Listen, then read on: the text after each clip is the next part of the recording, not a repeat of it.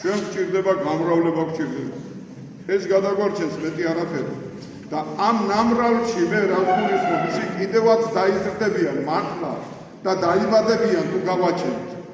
ძალიან ნიჭიერი კაცები იბადებიან და ძალიან ნიჭიერი ქალები იბადებიან ქართველები. ამ გადაგვარებულებს, რომელსაც გადააგვარა 30 წლის განმავლობაში ეს ერი, ამათ ისტორია უცელზე დაუწერს ჯოჯოხეთს. დაიმახსოვრეთ თქვენ. ეს ასე იქნება. იმ ჯოჯოხეთში ხო იქნებიან, მაგრამ ამ ჯოჯოხეთშიც იქნებიან ისტორიის ფუძემზე. აი ესენი ეს გადაგვარებული ინტელიგენცია, გადაგვარებული ინტელიგენციის თაგვანი მცემლები და ბანდიტები და ყაჭაყები. ხო და ეშმაკეულებს არ აყვეთ.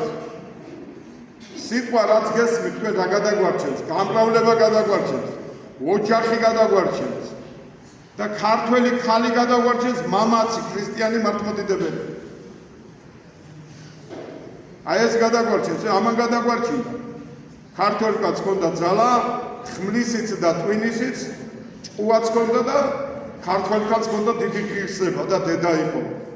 ზნეობრივი დედა იყო. ხო და დღეს სიტყვა ვის აქვს? უზნეოებს და არა ქართველებს.